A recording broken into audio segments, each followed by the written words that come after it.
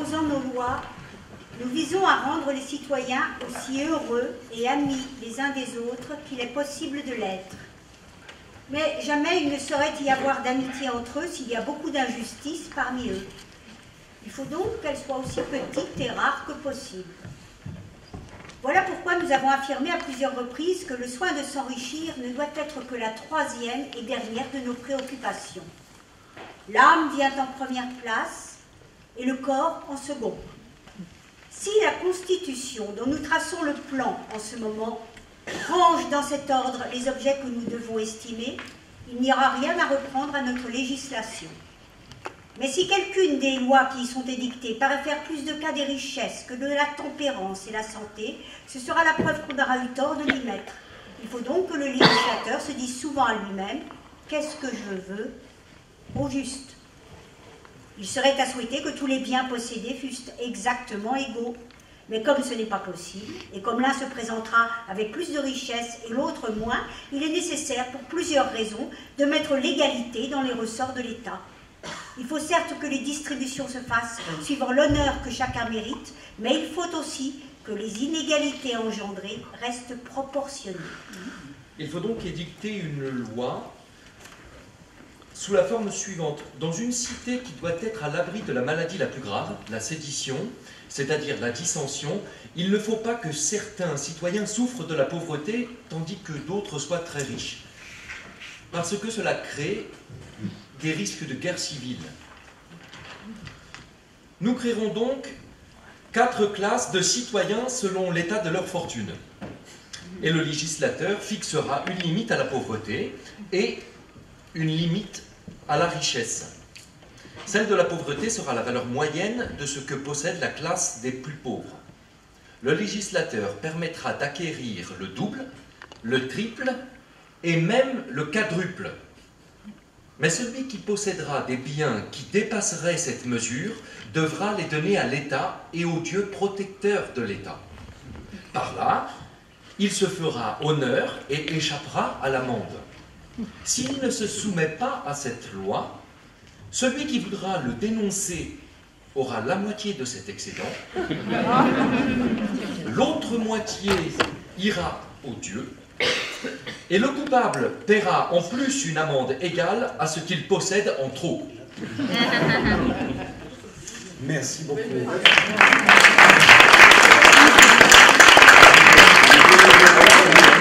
Texte remarquable, vous l'entendez bien, parce que donc dans cette démocratie ancienne, c'est-à-dire celle qui ne concernait que les hommes dits libres, oui, l'écart des patrimoines allait de 1 à 4.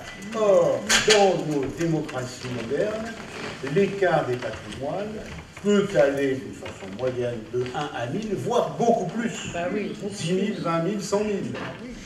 Et donc, c'est à se demander si nous sommes toujours en démocratie ou si nous ne sommes pas revenus à quelque forme d'esclavage moderne, post-moderne. Voilà. Alain, c'est à toi. Il faut que ça change.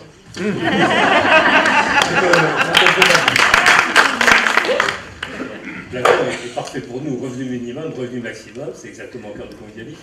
Je ne suis pas sûr que tous les convivialistes se mettraient d'accord sur un écart de 1 à 4. On peut commencer modestement. Voilà. Il faut commencer. Jusqu'à présent, nous avons discuté des principes très généraux, l'héritage à la fois des Philadelphie, du Conseil national de résistance, et puis des principes philosophiques généraux du convivialisme. Mais nous allons aborder à partir de ce soir et toute la journée de demain des sujets concrets, plus circonscrits, mais tout aussi fondamentaux, voire plus, parce que eux seuls donnent de la plausibilité à la démarche. La démarche générale du convivialisme, je résume en une phrase. Il s'agit de ne pas attendre du retour de la croissance du PIB le remède à tous nos maux.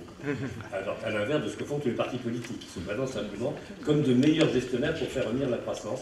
Non, il est grand temps d'apprendre à réformer l'hôpital, l'école, la prison, la santé, l'entreprise. L'entreprise, c'est le thème de cette dernière table ronde de la journée, dans laquelle nous entendrons d'abord Jacques Lecomte, docteur en psychologie, fondateur de la Société française de psychologie positive, ancien journaliste à la revue Sciences Humaines et auteur de 2 livres magnifiques. Le premier, Le bonheur humain, tous les deux aussi documentés. La bonté. La bonté, pardon, oui. Parce que je veux dire. Bon, la bonté humaine, je veux voir.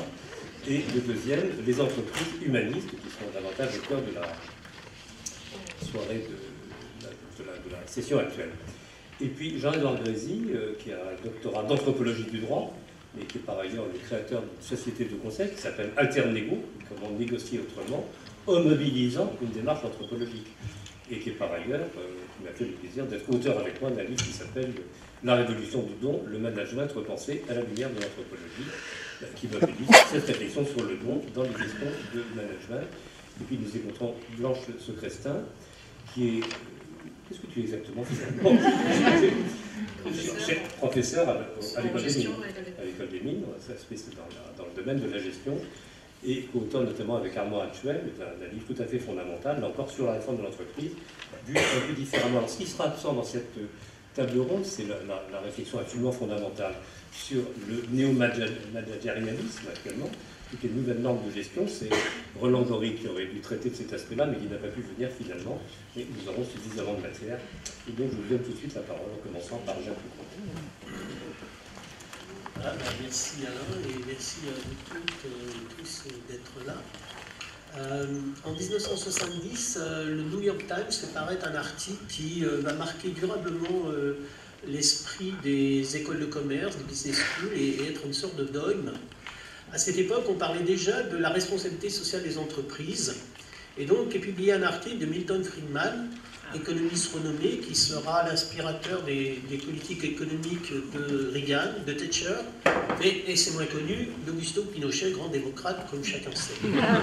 Et dans cet article, il dit ceci: la seule responsabilité sociale des entreprises, c'est le profit des actionnaires.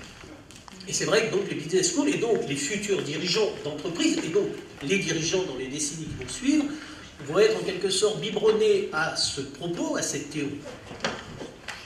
Les temps ont changé, et aujourd'hui, peu de gens tiendraient ce discours aussi radical. Et depuis quelques années, depuis une dizaine d'années environ, on nous parle des 3 P, les 3 performances. La triple performance de l'entreprise doit se situer non seulement au niveau du P, profit, mais également des personnes, people en anglais donc, et de la planète. Évolution tout à fait remarquable, mais lorsqu'on creuse un petit peu les discours, les propos des personnes qui tiennent ce discours, on se rend compte qu'en fait, dans la plupart des cas, ça revient à dire qu'il faut que l'entreprise ait une performance sociale, une performance environnementale, pour qu'elle ait le profit. On n'a pas tellement changé, au fond, puisque la finalité reste toujours le profit. Simplement, c'est plus malin, c'est plus fin. Je vous propose une autre version, parce qu'on pourrait renverser le moyen et la fin. De la même manière que, je ne sais pas pour vous, mais en ce qui me concerne, personnellement, je ne vis pas pour respirer. Je respire pour vivre. Eh bien, peut-être qu'on pourrait renverser la proposition en disant que l'entreprise, finalement, sa finalité, sa raison d'être, et les organisations en général, eh bien, ça serait la responsabilité sociale et la responsabilité environnementale, la sensibilité à l'être humain et le respect de la planète. Et, dans ce contexte, dans cette visée, dans cette perspective, eh bien, le profit, la rentabilité financière de l'entreprise est nécessaire pour sa durabilité. Alors, je propose donc une définition de l'entreprise que j'appelle humaniste, mais qu'on pourrait qualifier de convivialiste. Eh bien, l'entreprise convivialiste, eh bien, c'est une communauté de femmes et d'hommes au service du bien commun, ayant comme outil, comme moyen nécessaire, la rentabilité. Quand je dis le bien commun, ça se situe à plusieurs niveaux. Ça se situe à l'intérieur, en interne, c'est-à-dire des bonnes conditions de travail matérielles, mais aussi relationnelles, et c'est très important, surtout de la part des cadres, des collaborateurs, donc bonnes conditions de travail pour les salariés, en amont avec les parties prenantes, les fournisseurs, des relations honnêtes, en aval avec les clients consommateurs, des produits ou des services de qualité, et tout ça donc avec le respect de la planète. Cette définition, en fait, je ne l'ai pas inventée comme ça, sortie un jour de mon chapeau. Ça m'est venu petit à petit, après avoir rencontré des patrons, des responsables d'entreprise, des syndicalistes, des salariés, voilà. Et je suis arrivé à cette conclusion. Et ce qui m'a impressionné, c'est que j'ai rencontré par exemple des patrons, des cadres, en pensant parce que j'avais entendu parler d'eux sur tel ou tel thème, et ce qui m'a impressionné, c'est qu'au cours de la rencontre, au cours de la discussion, eh bien, en fait, tous ceux que j'ai rencontrés, je ne dis pas que c'est le cas de toutes les personnes qui ont une sensibilité, mais leur sensibilité n'était pas seulement environnementale, mais ceux qui avaient cette sensibilité environnementale, ils avaient aussi ils tenaient à satisfaire les bonnes conditions de travail pour leurs salariés et puis des produits de qualité. Enfin, en général, ils avaient une vision globale. Et ça m'a beaucoup impressionné. Alors, je vais vous donner quelques exemples. Deux très rapides et puis un petit peu plus longs. Le très rapide, c'est par exemple quelqu'un qui s'appelle Christian Travier, qui est responsable à Laval d'une structure parapublique et qui vise à dynamiser des start-up. Et qui dit ceci, qui dit parfois, dans mon bureau arrive un jeune, parce que c'est surtout des jeunes qui travaillent dans cette équipe, un jeune, une jeune, il vient en pleurs, elle vient en pleurs, et pourquoi? Parce que il y a une dispute avec un collègue, ou bien ils avaient un projet, elle n'a pas bien réussi, enfin... Si moi, je ne suis pas capable, à la fin de la discussion, qu'ils repartent avec le sourire jusqu'aux oreilles, je n'ai pas ma place ici.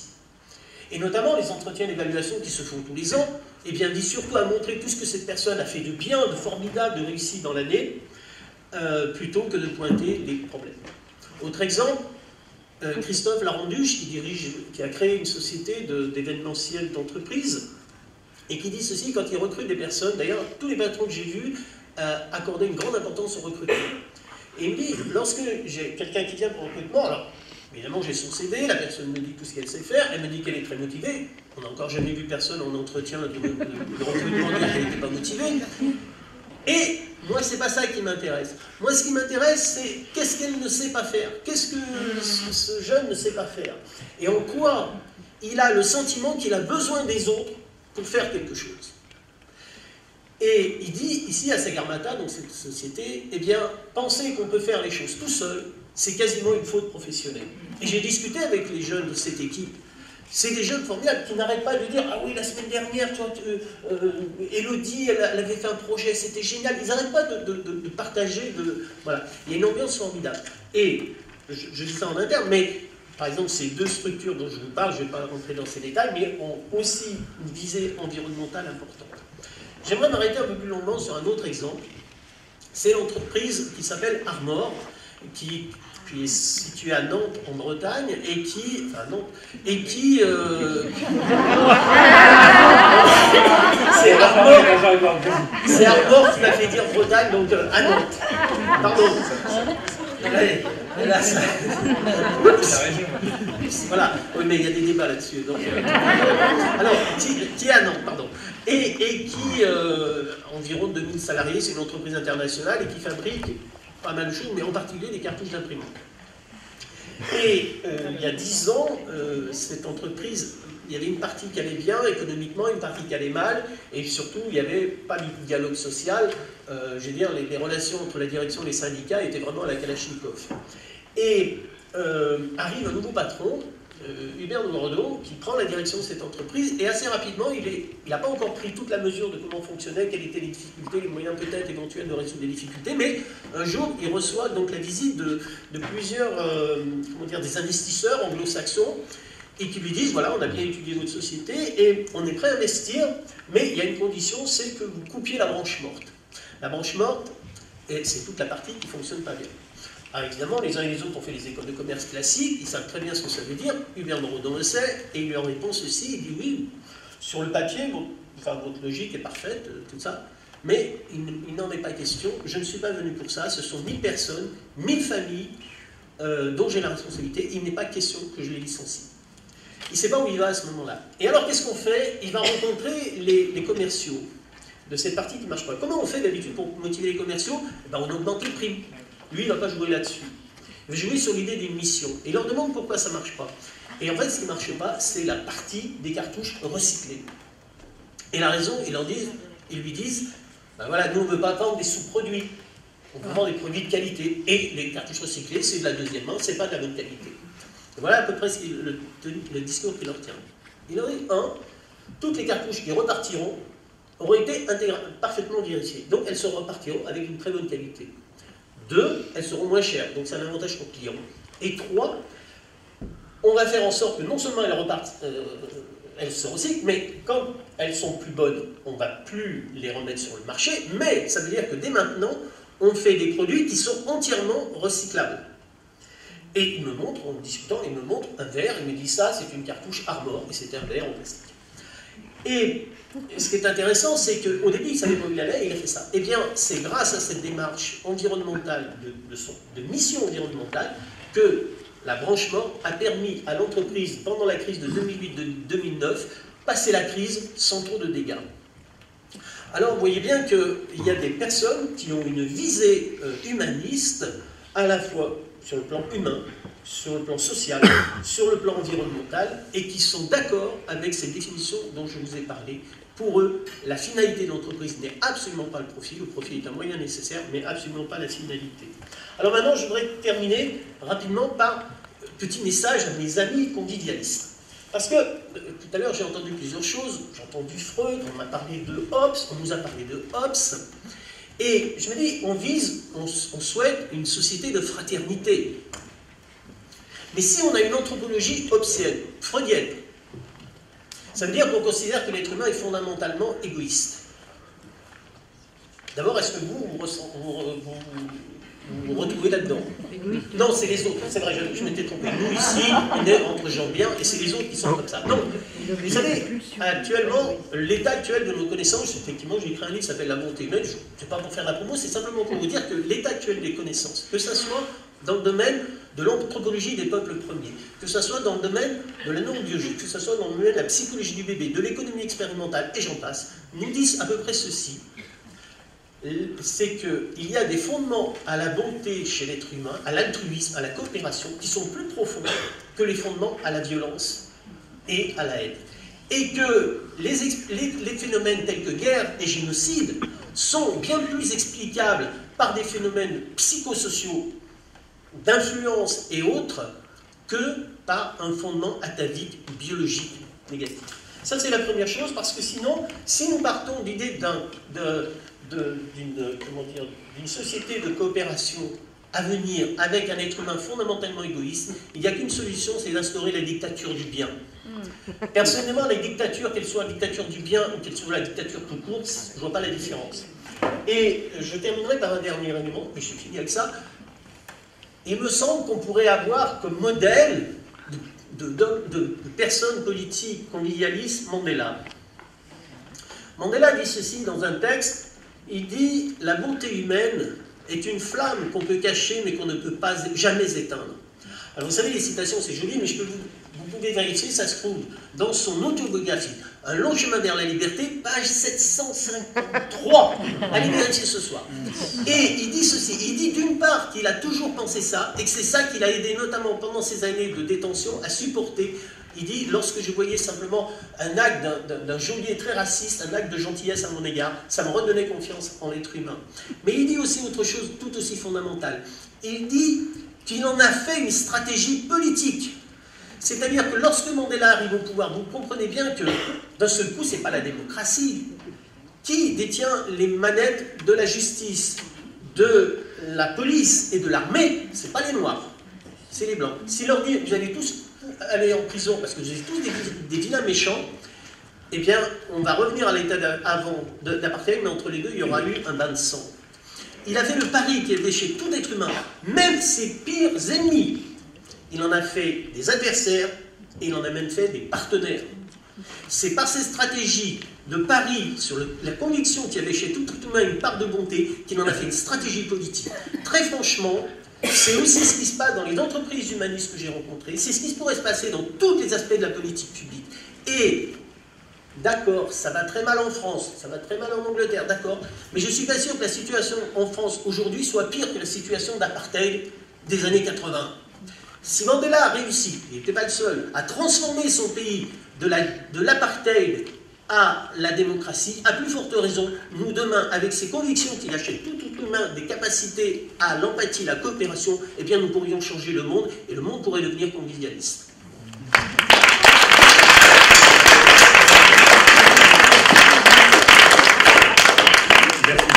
n'ai pas poussé la bonté jusqu'à respecter le temps qui était imparti. Jean-Édouard. Alors, je suis complètement fan absolu de Nelson Mandela. J'ai entendu effectivement qu'on n'était pas une société de vaches, de chèvres. Et je suis convaincu qu'on n'est pas une société de loups non plus. Ce d'autant que si l'homme est un loup pour l'homme, il est bien plus dangereux qu'un loup l'homme pour l'homme, à mon sens. À savoir que quand on observe, puisqu'on a parlé un peu de la violence, effectivement, et là je pense que c'est l'éthologie qui donne les clés les plus enseignantes sur le sujet, on a observé des meurtres au sein de l'espèce humaine bien supérieure à toute autre espèce animale, et d'après Desmond Morris, c'est pour deux raisons. La première, c'est que nous avons une capacité de désubjectiver notre adversaire, notre ennemi plutôt, c'est-à-dire de considérer l'autre comme n'étant pas un semblable, donc d'où l'origine de la violence, c'est notre intelligence finalement qui est notre plus grand danger, à pouvoir considérer l'autre comme un terroriste, comme un apostat, etc. Et la deuxième raison, c'est qu'on peut le tuer à distance, ce qu'aucune espèce animale, à part les bonobos, mais bon, ils le font vraiment à la marge. Donc, tout ça pour dire que, effectivement, je rejoins tous les propos d'avant, à savoir qu'il faut bien distinguer la violence du conflit, parce que si on arrive à la violence, à la destruction potentielle de l'humanité, c'est justement parce qu'on n'arrive pas à réguler les conflits, des conflits qui sont absolument nécessaires pour réguler effectivement les tensions, pour générer le débat. Et par rapport à l'entreprise, c'est ma conviction depuis toujours, une entreprise qui fonctionne bien, qui est un peu une micro-société, c'est une entreprise où on sait s'engueuler sainement. Pour reprendre les mots de Ricoeur, c'est une entreprise qui sait réintroduire une conflictualité productive.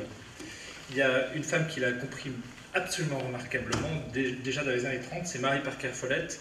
Elle utilisait une image très très belle, elle disait le frottement dans l'entreprise, c'est comme le frottement de l'archet sur les cordes du violon, c'est comme le frottement des roues du train sur les rails.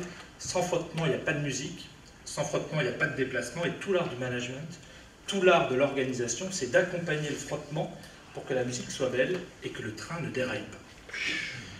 Et finalement, comment accompagner le frottement dans l'entreprise, c'est un peu ce que je propose de voir rapidement, très rapidement, je serai assez à blanche. 4 niveaux qui vont rejoindre un petit peu ce qui a été dit aussi dans les tables rondes précédentes. Le premier niveau, c'est le pouvoir, et dans beaucoup d'organisations, notamment les plus grosses, parce qu'il ne faut pas oublier que 99% des entreprises en France sont des PME et des TPE, et c'est plutôt dans les très grosses entreprises qu'on observe l'usage du pouvoir pour réguler les tensions. Le problème, évidemment, il a été dit, hein, que ce soit au niveau de la société ou dans une entreprise, c'est pareil. Le rapport de force peut dégénérer en épreuve de force, et là, paradoxalement, le plus fort, c'est pas forcément celui qu'on croit, c'est celui qui pense n'avoir rien à perdre. Et là, ça peut dégénérer dans des situations assez dramatiques. C'est encore très répandu en France, où on a un management qui est parfois qualifié de Louis XIVe, à savoir une approche un petit peu du style « à l'ombre des grands chênes ne poussent que des glands ». Pourquoi dégrader mon lumineux projet avec des gens moins comprenants? Et on observe ça au niveau politique, hein, où il faut 3 mois pour se rencontrer et se dire que finalement, on n'a rien à se dire. Donc c'est un petit peu cette approche qu'on peut retrouver aussi dans certaines grandes entreprises. Donc ça a des limites évidemment. Deuxième niveau, c'est le droit, les règles, on en a parlé également. Les règles, c'est nécessaire, ça a été dit, sans ces règles, sans cadre, et même un enfant sans cadre, c'est un psychopathe en devenir, c'est pareil dans l'entreprise, il faut absolument avoir un cadre qui permet de rééquilibrer les rapports de force, qui permet aussi de sécuriser un petit peu justement notre cadre d'action, sauf que les règles ont des limites. Vous voyez bien, il suffit d'organiser une grève du zèle dans une entreprise pour mettre l'entreprise à terre. C'est l'expression anglaise, working by the book, le signifie très bien, je fais strictement ce qui est prévu dans les règles, dans les process, et en un jour, si les règles ont bien tout prévu, peut-être 2 jours, mais ça ira pas plus loin, l'entreprise va être bloquée. Par ailleurs, les règles qui essayent de mettre en place un principe d'égalité génèrent des inéquités, puisqu'elles ne prennent pas en considération les particularités de chacun, les plus faibles, des personnes qui peuvent avoir un handicap, des personnes qui ont des particularités par rapport à des compétences, etc., les hommes, les femmes, etc. Donc il faut rééquilibrer tout ça. Donc troisième niveau, et c'est effectivement mon champ d'activité premier, parce que je viens de la médiation, c'est la négociation. La médiation, c'est une négociation facilitée par un tiers, basiquement. La négociation qui est entendue comme un système de décision conjointe, on va faire les choses et on va débloquer les situations tout simplement par notre capacité d'intégrer l'autre dans notre équation personnelle. Et par rapport à toutes ces tensions, tous ces débats, c'est la capacité de finalement prendre en considération les intérêts de l'autre pour qu'il prenne en considération les miens, et à partir de là, faire émerger des idées nouvelles, des options, des solutions pour créer suffisamment de valeur pour chacun, ou créer des idées qui puissent effectivement nous permettre d'avancer. Il y a un principe en négociation, c'est un principe de conditionnalité, j'ai envie de dire inconditionnelle. Il n'y a pas de concession sans contrepartie quand on est en négociation. Pour vous donner un exemple, quand le gouvernement cède récemment face à la SNCF, enfin face aux partenaires sociaux à la SNCF, le gouvernement dit « je ne comprends pas qu'ils continuent à faire grève ». Et je ne comprends pas qu'ils ne comprennent pas. Hein. Si vous prenez un enfant qui rentre dans un rapport de force, vous cédez, qu'est-ce qu'il entend comme message? Qu'il peut obtenir plus. Voilà. Et c'est pareil dans l'entreprise, quand vous négociez, pas de concession sans contrepartie. Il y a un proverbe africain qui dit « vous ne rendrez jamais un lion végétarien en lui donnant des steaks à manger. Plus vous l'alimentez, plus il a faim, plus il pense pouvoir obtenir plus. » Le principe il y a deux dimensions dans la négociation importantes, enfin il y en a plusieurs, mais on va retenir rapidement le principe du donnant-donnant. Et le deuxième principe qui est le closing, à savoir qu'à l'issue d'une négociation, normalement, on arrive à définir ce qu'on appelle un plan d'action, à savoir qui fait quoi, quand, où, et on s'est réparti précisément les tâches. On a pu quantifier ce qui allait transiter dans les sens. Pour autant, si vous rentrez chez vous ce soir, je vous le souhaite, et que vous tombez sur un conjoint et que vous lui dites « Écoute, chérie, il y a un principe de la vie de pas de concession sans contrepartie. Tu vas faire la cuisine, mais qu'est-ce que tu as prévu en échange ?» Si vous voyez un enfant qui vient vous voir en vous disant « Est-ce que tu m'aimes ?» vous lui dites « Je veux bien t'aimer, mais est-ce que tu as rangé ta chambre ?» Vous risquez de vous retrouver seul. C'est le problème, et c'est le quatrième niveau qui nous intéresse, qui est l'essence même du convivialisme, qu'Alain Caillé a développé à travers tout le mouvement du mot, à savoir le don. Le don qui, à la différence de la négociation, se distingue de deux manières. La première, c'est que effectivement, le don est inconditionnel. L'amour est inconditionnel, le respect est inconditionnel.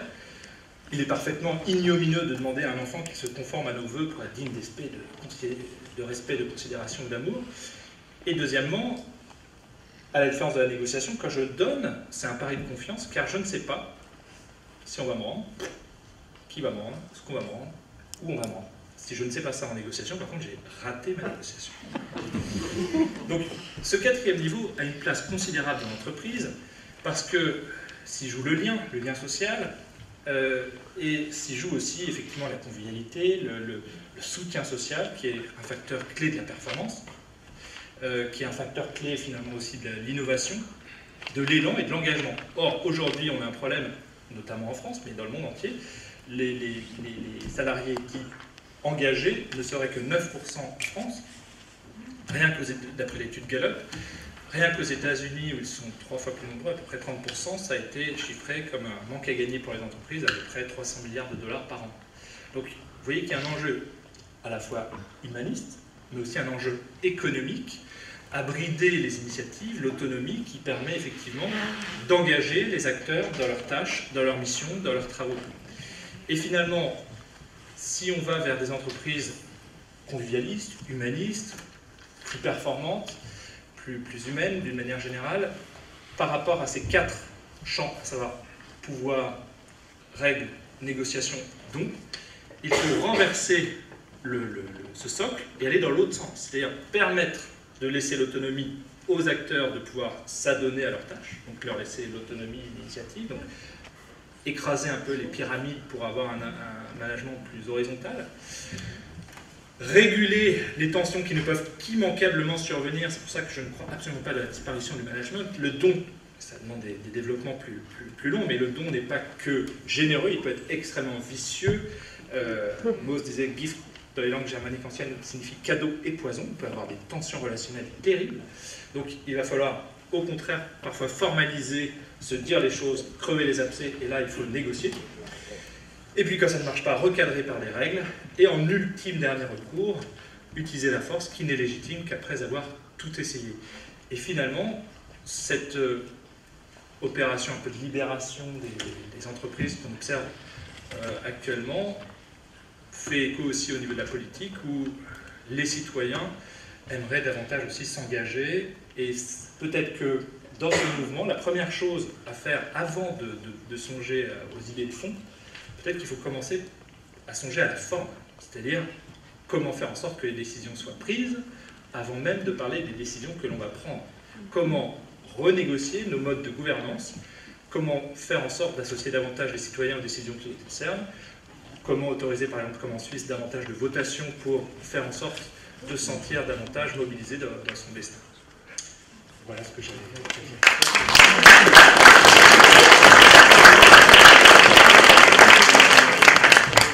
Merci. Bien, avec Jacques Lecomte et Jean-Yves Bargasi, nous avons des éléments de réflexion tout à fait passionnants sur l'entreprise.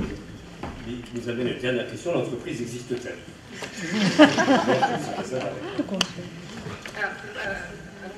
L'entreprise existe-t-elle? Je pense qu'en fait l'entreprise est assez omniprésente dans nos sociétés.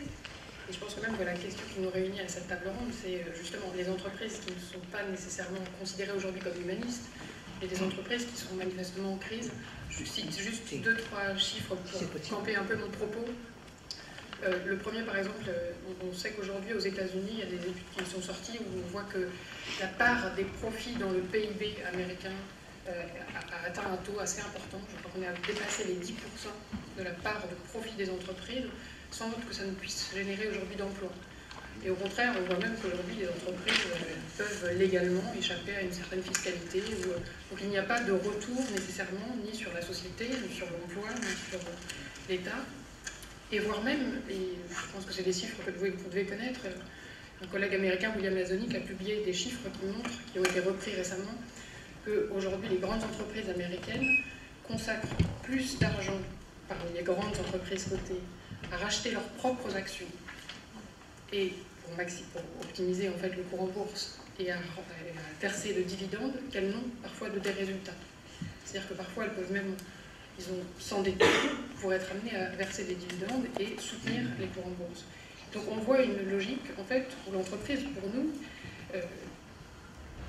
est manifestement en crise, c'est-à-dire que vous avez un management, des directions générales d'entreprise qui prennent des décisions qui vont à l'encontre même des capacités d'investissement à long terme, et donc de la pérennité, de la soutenabilité de l'entreprise, au profit, effectivement, d'une critère, en général à très court terme, ou de la valeur actionnariale. Alors je caricature un petit peu, mais en fait, j'insiste là-dessus, en fait, partir du point qui, pour nous, en fait, ce qui est aberrant dans cette situation, c'est que tout cela soit parfaitement légal, et qu'effectivement, on constate même, alors c'est vrai en Europe, mais c'est surtout vrai aux États-Unis, que les dirigeants d'entreprises qui voudraient en fait avoir une conduite humaniste, qui voudraient s'engager dans des projets de responsabilité sociale, environnementale, de long terme, former ses équipes, avoir des projets positifs, rien ne le protégerait en droit. Aux États-Unis, il pourrait même être poursuivi si on peut convaincre que ces décisions ont été prises sans maximiser la valeur actionnariale. Et donc, non seulement il peut être révoqué le droit dit ad nutum, ça veut dire, paraît-il, sur un clignement de paupières, d'après certains juristes, mais en plus... Ad nutum, c'est ça? C'est ce que nous a dit en fait Jean-Philippe Robé. Et donc voilà, non seulement c'est légal, mais même le contraire peut être considéré comme une faute. Alors c'est pas tout à fait le cas en France, mais en tout cas voilà, il peut être révoqué de toute façon à tout moment. Voilà, du coup en fait la question pour nous c'est comment se fait-il qu'on en soit arrivé là? Comment se fait-il justement que des entreprises qui se voudraient convivialistes ou humanistes ne soient pas protégées en fait? Et au contraire, un changement d'actionnaire peut remettre en cause, alors ces entreprises, tant mieux si elles y arrivent, mais rien ne permet en fait d'assurer que s'il y a un changement d'actionnariat, ou si en fait voilà, les fondateurs passent la main, l'orientation soit préservée. Alors qu'est-ce qu'il faut mettre en cause? Pour nous, tout à l'heure on a entendu plusieurs interventions qui invoquaient la quête de progrès, le côté de la rationalisation scientifique, etc. Est-ce que c'est ça qu'il faut mettre en cause?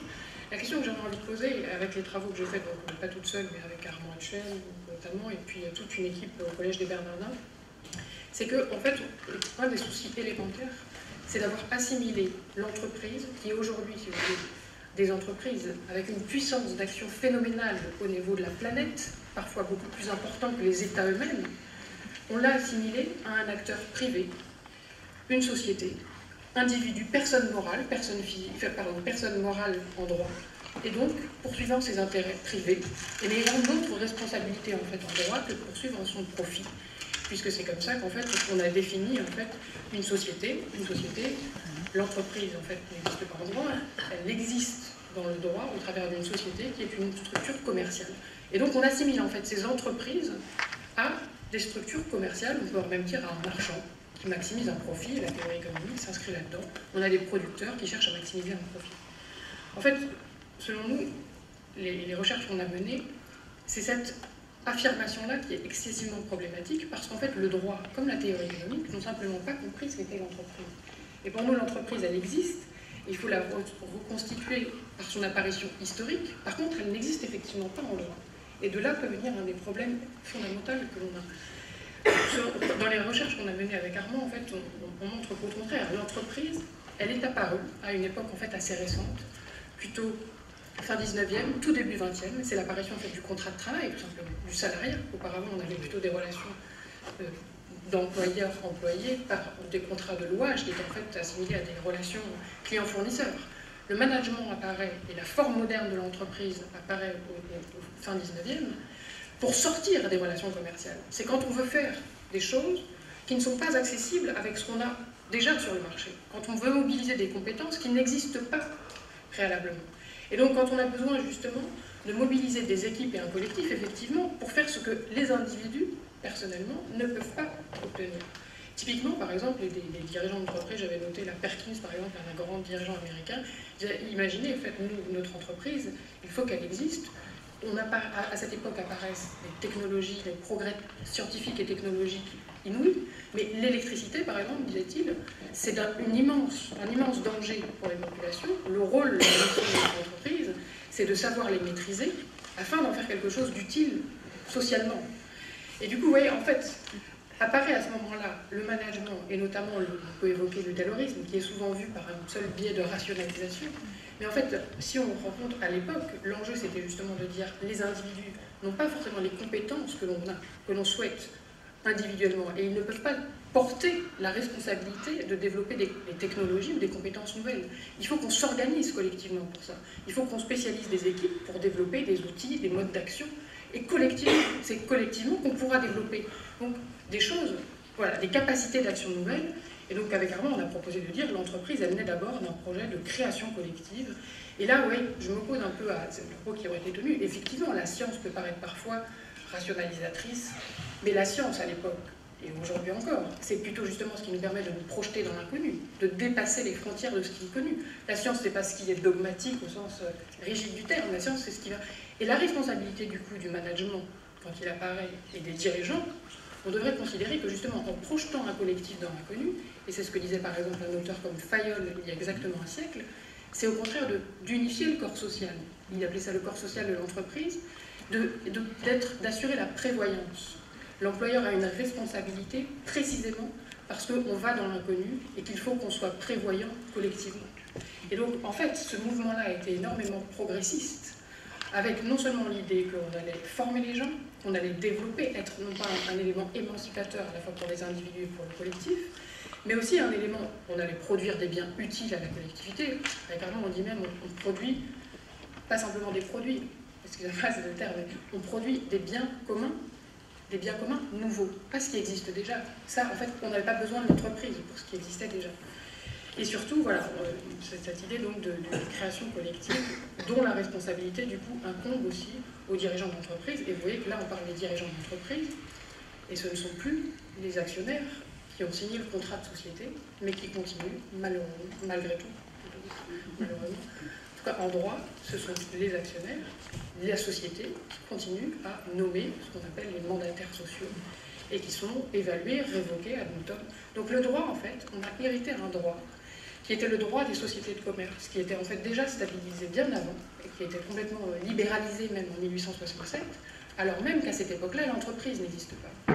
Donc l'un des points en fait essentiels aujourd'hui pour nous, c'est de dire cette dérive qui rend possible le fait qu'on assimile l'entreprise à un acteur privé qui n'a de responsabilité que de maximiser un profit, elle vient du fait qu'on a ignoré l'entreprise, et notamment que le droit a rendu possible cette ignorance et même la réduction aujourd'hui de l'entreprise. Donc je conclue simplement avec deux propositions qu'on a faites, il y en a pas mal d'autres au Collège des Bernardins, mais la première, elle est d'abord théorique, comme vous l'avez compris, c'est de dire, voilà, l'entreprise, c'est d'abord un dispositif, un collectif voué à la création collective, et ça a des répercussions assez fortes, notamment par exemple dans les manuels d'économie. Il me semble que l'entreprise en économie aujourd'hui, c'est d'abord un acteur qui maximise un profit, ce qui est profondément non seulement non fidèle à la réalité, mais aussi normatif au mauvais sens du terme. Et le deuxième proposition, c'est de dire, alors on a travaillé, si vous voulez, dans le programme de recherche de nous-mêmes, c'est justement de dire quel serait un droit de l'entreprise qui protégerait des projets collectifs, humanistes et convivialistes dans une société telle que la nôtre.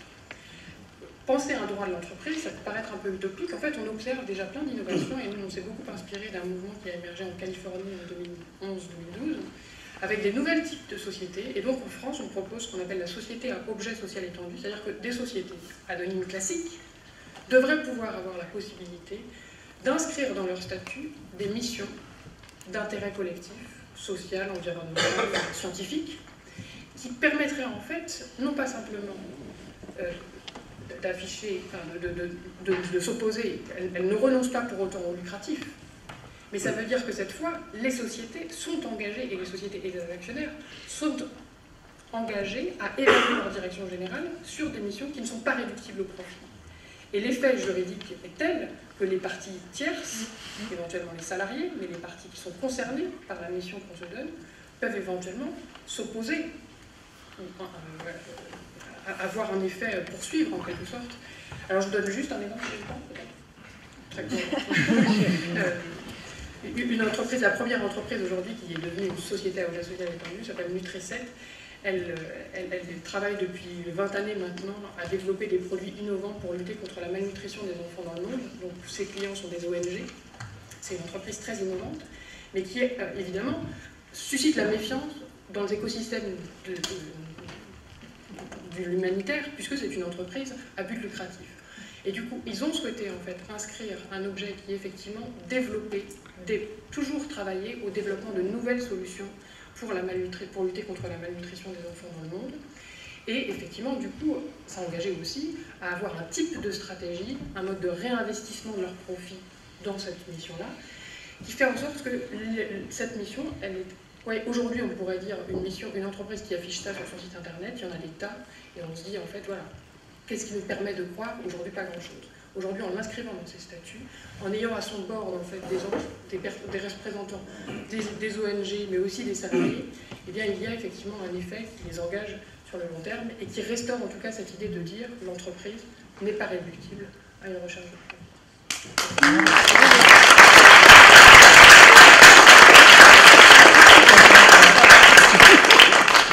Merci Blanche, merci à tous les trois. Je ne sais pas si nous prenons la mesure d'une côté assez révolutionnaire de ce que vous présentez là. Parce que finalement, il s'agit de rien moins que renverser complètement la vision habituelle de l'entreprise.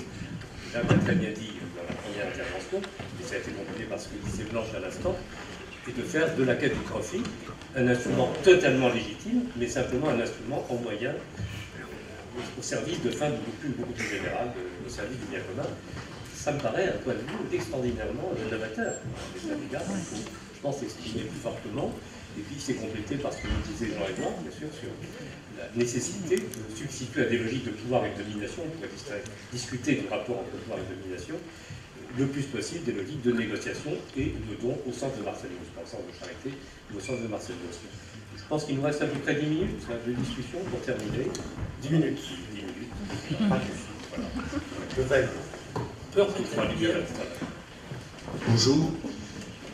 Je voudrais revenir sur la notion d'entreprise responsable qui avait été évoquée en premier lieu.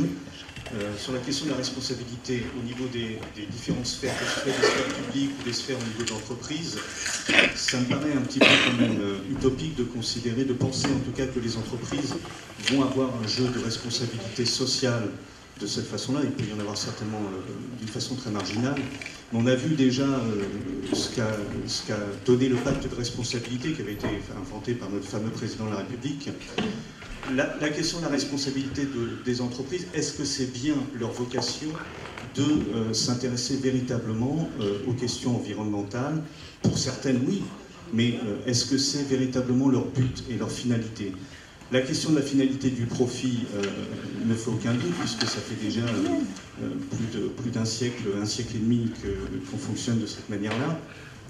Mais aujourd'hui, moi, je voudrais savoir précisément quel est leur rôle dans justement la création d'emplois. Et j'étais ravi d'entendre tout à l'heure quand on a parlé de la croissance en disant que c'est pas la croissance qui allait résoudre les questions d'emploi et de sortie de crise. Effectivement, la croissance, il y en a toujours eu, à part depuis 2-3 ans, il y a toujours eu de la croissance et pourtant le chômage a augmenté en même temps que la croissance. Et ma question, c'est cette responsabilité-là des entreprises vis-à-vis de l'emploi. Aujourd'hui, est-ce que c'est véritablement la question qui est au cœur de leur métier, leur intérêt? Est-ce qu'on ne veut pas considérer aujourd'hui ces entreprises comme plutôt altruistes, alors qu'en définitive, cette responsabilité qu'on veut leur faire supporter relève d'autres compétences, et notamment les compétences étatiques. Et donc ça vient à poser la question suivante. Aujourd'hui, maintenant, dans les systèmes productifs, que ce soit les systèmes productifs de produits manufacturés ou de services, quelle est la part de l'individu et quelle est la valeur travail justement dans notre société, et qu'est-ce que les entreprises vont pouvoir apporter enfin, qu'est-ce que le convivialisme va pouvoir apporter sur ces réponses du chômage. Ok, merci. Donc j'ai envie de rebondir par rapport à ce qui vient d'être dit et ce que vous avez dit, de qualifier ces révolutionnaires, de présenter de tels objectifs pour une entreprise. Et moi je dirais que ce qui est révolutionnaire, c'est justement de revenir au vrai principe de base, qui est que les entreprises, elles sont chargées de fabriquer, de créer des marchandises ou des services en fonction des besoins identifiés de tout le monde. Donc c'est l'objectif même d'une entreprise au départ, qui est de faire correspondre des capacités de quelqu'un pour ses productions, pour ses idées de comment faire, avec le fait que ça corresponde à des besoins, et de continuer la production en vérifiant que ça continue de répondre à ses besoins. C'est justement de cela qu'on s'est éloigné, et c'est à cela qu'il faut revenir. Donc le fait de s'occuper de l'environnement, c'est un des objets possibles, mais la question, elle concerne tous les besoins. C'est-à-dire que l'économie, au lieu d'être maintenant, d'avoir glissé complètement dans le pouvoir de la finance, elle devrait être le lieu même où des personnes compétentes travaillent autant qu'elles peuvent à remplir les besoins de tous les frères que nous sommes. Autrement dit, ça devrait être le lieu de la fraternité, qui soit l'objectif qui motive pour rentrer dans la sphère économique, plutôt que celui de la liberté de l'entrepreneur qui fait ce qu'il veut et qui veut s'enrichir lui-même. Ça devrait être complètement étranger à l'entreprise, en fait, cette notion-là. Merci. Alors, le peu que je vois, il me semble qu'il y a quand même pas mal de mains qui sont levées. Depuis tout à l'heure, il y en avait, je pense, devant. Soyez, je vous en prie, soyez très très bref, parce que vraiment, on a très peu de temps et on rendre la salle. 5 minutes en tout et pour tout. Voilà, donc vraiment, on rend la salle en 30 secondes si possible. Une petite question sur les conséquences sur le prix, sur la structure des prix et des prix aux consommateurs, parce qu'il me semble que les consommateurs peuvent aussi exercer leur choix et choisir des sociétés qui sont organisées de façon plus altruiste, mais le prix joue aussi un rôle. Donc, si vous pouviez dire un mot des effets sur les prix de ces modes d'organisation et de fonctionnement. Monsieur Non. Oui, allez-y. Ma question est extrêmement prosaïque et elle s'adresse plus particulièrement à Blanche. Au fond, vous n'avez pas répondu à la question d'Alain, à savoir si l'entreprise existait ou pas. Donc, moi, j'aurais tendance à me demander si, juridiquement, le contrat de travail existe ou pas. J'ai l'impression que c'est la même question. Parce que, comme vous l'avez dit, au fond, l'entreprise, juridiquement et même comptablement, c'est une personne morale. Et donc, ça veut dire que ça relève du droit commercial ou à la rigueur du droit civil, quand il s'agit d'accidents du travail, c'est comme ça, comme l'a montré François Ewald dans son fameux bouquin sur l'État-providence. Mais, au fond, moi je me souviens que j'avais découvert, grâce à Antoine Lyon-Camp, qu'au fond, le Code du travail n'avait pas d'existence juridique. Donc ma question est d'une brûlante activité, parce que si le Code du travail n'a pas d'existence juridique, on voit tout l'enjeu du fameux article 2 de la loi Combry, qui fait qu'en réalité, le contrat de travail ne peut pas être un contrat juridique entre égaux, mais que dans la mesure où il y a un lien de subordination entre l'employeur et le salarié, donc ça ne peut pas relever du droit commercial ni du droit civil, et donc il y a un no man's land juridique, si j'ose dire. Il va falloir encore autre chose. Moi, je vais être très courte et très prosaïque. J'en ai pour 2 secondes. Désolé, mais vraiment, je voudrais savoir ce qui empêche Monsanto de mettre dans ses statuts qu'il œuvre pour l'humanité.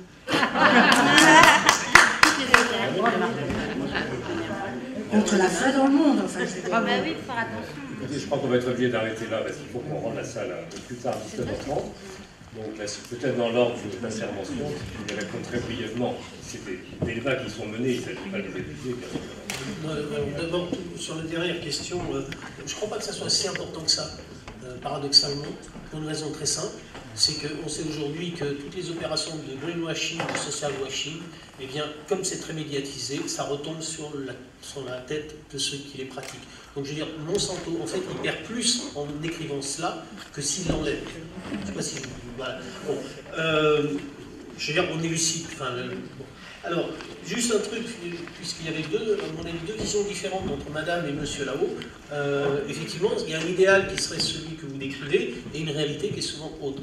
Moi, à travers les exemples que j'ai recueillis, moi, ce que je pense, c'est qu'effectivement, le dogme a été que le but des entreprises, la finalité, c'était le profit, mais ce dogme peut changer. C'est bien vrai que c'est effectivement révolutionnaire. Et vous avez par exemple quelqu'un qui s'appelle Emmanuel Faber, qui est le numéro 1 aujourd'hui d'Danone, qui a commencé en étant enseigné dans les business schools et qui dit il n'y a pas d'éthique de l'entreprise, c'est une aberration.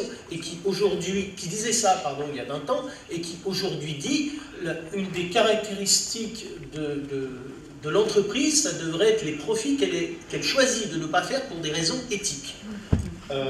Il a radicalement changé et je pense qu'il faut espérer dans l'enseignement des business schools, parce que moi par exemple il n'y a pas longtemps j'ai fait une conférence, il y avait 200-300 jeunes, enfin dans une école de commerce, il y avait 200-300 jeunes étudiants, j'aurais tenu le même discours. Et j'ai terminé en disant ceci: depuis des dizaines d'années, les business schools vous vendent un projet merveilleux, extraordinaire, vous allez être les maîtres du monde, les maîtres économiques du monde, ça c'est pas beau. Et moi, je vous propose un autre projet, c'est d'être les serviteurs du monde. Ben, je peux vous dire que les jeunes, ils m'ont applaudi, il y en a plein qui sont venus me voir, ils me disent c'est ça qu'on veut faire. Demain, les jeunes qui sont dans les écoles de commerce, ils sont biberonnés à un autre discours, ils n'ont plus envie qu'on leur dise simplement que l'être humain, c'est un égoïste et que le profit, c'est l'unique finalité des entreprises. Et peut-être que demain, elles changeront le monde, ces entreprises qui sont dirigées par ces nouveaux dirigeants.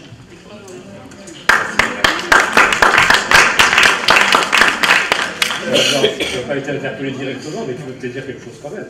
Je dirais juste, effectivement, on est sur des sujets qui relèvent de la complexité et on n'est pas dans le soi-soi, mais dans le et au-delà de la finalité du profit, c'est tout ce qui est motivation extrinsèque, le profit, le statut, etc. Et c'est important que ce soit satisfait dans une entreprise.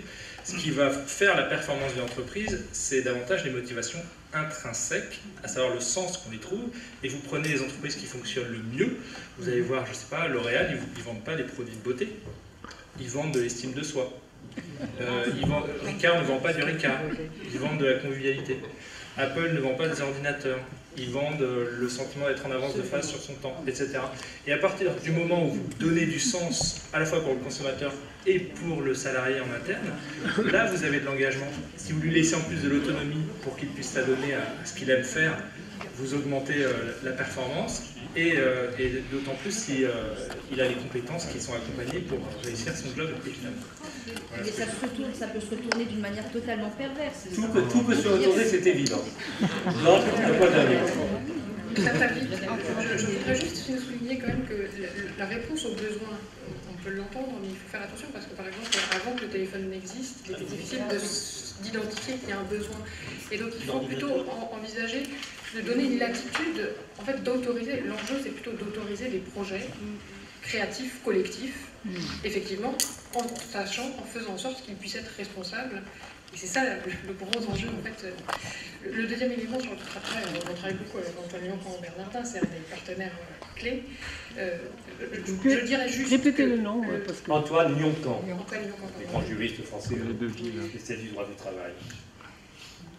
Le droit du travail a quand même en fait été une manière de manifester l'apparition de l'entreprise moderne. Notamment, c'est la première fois que le terme chef d'entreprise apparaît en droit, avec l'idée qu'il est responsable quand il y a un accident du travail. Vous voyez, c'est totalement cohérent avec cette idée de il tient la responsabilité. Ce n'est plus le salarié qui doit être responsable s'il se blesse sur son lieu de travail.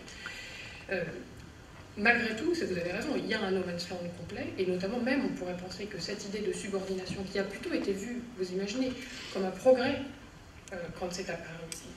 Ça peut être aujourd'hui, on pourrait voir ça comme une régression. Depuis la Révolution française, il était interdit d'avoir des contrats qui n'étaient pas entre égaux. Et là, on reconnaît, début XXe siècle, justement une relation qui est inégalitaire. Mais c'était un progrès parce qu'il y avait toute cette idée de participation. Alors peut-être qu'en fait, il faudrait aussi retravailler sur cette idée de subordination. Ce n'est pas être dans l'entreprise, ce n'est pas être aux ordres d'eux. Il faudrait comprendre, en fait, on dit c'est plutôt s'engager dans un projet collectif, mais effectivement réévaluer les droits des salariés, notamment au moins à nommer les personnes envers qui, en fait, les personnes qu'ils habilitent à conduire ce projet collectif auquel ils souhaitent participer, à minima. Bon, merci beaucoup, merci à tous. Et à l'intérieur